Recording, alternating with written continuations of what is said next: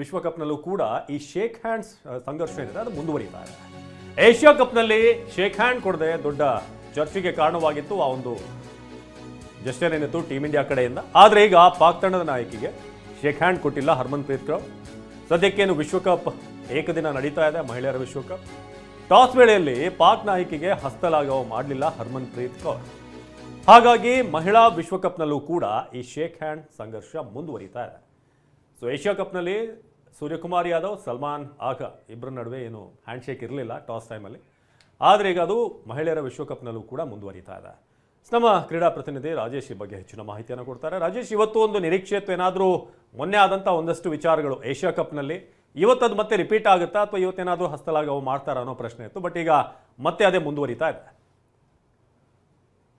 ಹೌದು ಅವಿನಾಶ್, ಏನಂತ ಹೇಳಿದ್ರೆ ಇನ್ನು ಏಷ್ಯಾ ಕಪ್ ನಲ್ಲಿ ಮೊದಲ ಪಂದ್ಯದಿಂದ ಅಂದ್ರೆ ಲೀಗ್ ಮ್ಯಾಚ್ ಅಲ್ಲಿ ಭಾರತ ಪಾಕಿಸ್ತಾನವನ್ನು ಎದುರಿಸಿತು. ಆ ಒಂದು ಕ್ಷಣ ಏನಂತಾರೆ ಪ್ರೆಸ್ ಮೀಟ್ ಆಗಿರ್ಬೋದು, ಅದಾದ ನಂತರ ಆಡಿದಂತ ಮೊದಲನೇ ಪಂದ್ಯದಲ್ಲಿ ಟಾಸ್ ವೇಳೆಯಲ್ಲಿ ಇಬ್ರು ಕೂಡ ಅಂದ್ರೆ ಪಾಕಿಸ್ತಾನ ನಾಯಕನಿಗೆ ಸೂರ್ಯಕುಮಾರ್ ಅವರು ಕೈ ಕುಲುಕಿಲ್ಲ, ಹಸ್ತಲಾಘವ ಮಾಡಲಿಲ್ಲ. ಅಲ್ಲಿಂದ ಶುರುವಾಗಿತ್ತು. ಅದಾದಂತ ಲೀಗ್ ಪಂದ್ಯ ಎರಡನೇ ಪಂದ್ಯ ಇರ್ಬೋದು, ಅಲ್ಲೂ ಕೂಡ ಶೇಕ್ ಹ್ಯಾಂಡ್ ಮಾಡಲಿಲ್ಲ. ಈ ಶೇಕ್ ಹ್ಯಾಂಡ್ ಸಂಘರ್ಷ ಮುಂದುವರ್ಕೊಂಡ್ಬಂದು ಫೈನಲ್ ಪಂದ್ಯದವರೆಗೂ ಬಂದಿತ್ತು.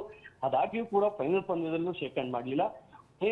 ಕೊನೆಗೆ ಏನಾಗಿತ್ತು ಅಂತ ಹೇಳಿದ್ರೆ ACC ಏನು ಅಧ್ಯಕ್ಷ ಅಂದ್ರೆ ನಕ್ವಿ ಅವ್ರಿಗೆ ಶೇಕ್ ಹ್ಯಾಂಡ್ ಮಾಡ್ಬೇಕಾಗುತ್ತೆ. ಅವ್ರನ್ನ ನಾವ್ ಯಾಕೆ ಟ್ರೋಫಿಯನ್ನ ಸ್ವೀಕರಿಸಬೇಕು ಅನ್ನೋದು ಅಲ್ಲೂ ಕೂಡ ನಿರಾಕರಿಸಿ ಅಲ್ಲಿವರೆಗೂ ನಡೆದಿರುತ್ತೆ. ಶೇಕ್ ಹ್ಯಾಂಡ್ ಸಮರದಿಂದ ಹಿಡಿದು ಏನು ಟ್ರೋಫಿ ಸ್ವೀಕರಿಸುವವರೆಗೂ ಕೂಡ ಅಲ್ಲಿವರೆಗೂ ಈ ಸಮರವನ್ನು ಮುಂದುವರೆದಿರುತ್ತೆ. ಇದೀಗ ಏಷ್ಯಾ ಕಪ್ ಮುಗಿದು ಒಂದು ಕೆಲವೇ ದಿನಗಳಲ್ಲಿ ಈಗ ಮಹಿಳಾ ವಿಶ್ವಕಪ್ ನಲ್ಲೂ ಈ ಶೇಕ್ ಹ್ಯಾಂಡ್ ಸಂಘರ್ಷ ಮುಂದುವರೆದಿರುವಂತದ್ದು. ಮುಖ್ಯವಾಗಿ ಇಲ್ಲಿ ಗಮನಿಸಬೇಕಾಗಿರುವಂತಂದ್ರೆ ಟಾಸ್ ವೇಳೆಯಲ್ಲಿ ಎಲ್ಲರೂ ಕೂಡ ಕುತೂಹಲ ಇತ್ತು, ಏನಾಗುತ್ತೆ ಹರ್ಮನ್‌ಪ್ರೀತ್ ಕೌರ್ ಅವರು ಪಾಕಿಸ್ತಾನ ನಾಯಕಿಯ ಶೇಕ್ ಹ್ಯಾಂಡ್ ಮಾಡ್ತಾರಾ ಇಲ್ವಾ. ಯಾಕಂತ ಹೇಳಿದ್ರೆ ಏಷ್ಯಾ ಕಪ್ ನಲ್ಲಿ ನೀವು ಆಗಿರುವಂತದ್ದು ನೋಡ್ಬೋದಾಗಿದೆ.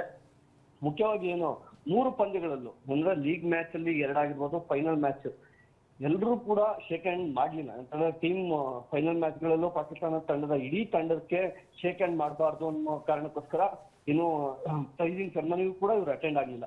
ಇವೆಲ್ಲವನ್ನು ನೋಡಿದ್ರೆ ಏಷ್ಯಾ ಕಪ್ ನ ಒಂದು ಭಾಗ ಆದ್ರೆ ಇದೀಗ ಮಹಿಳಾ ವಿಶ್ವಕಪ್ ನಲ್ಲೂ ಈ ಶೇಕ್ ಹ್ಯಾಂಡ್ ಸಂಘರ್ಷ ಮುಂದುವರೆದಿದೆ.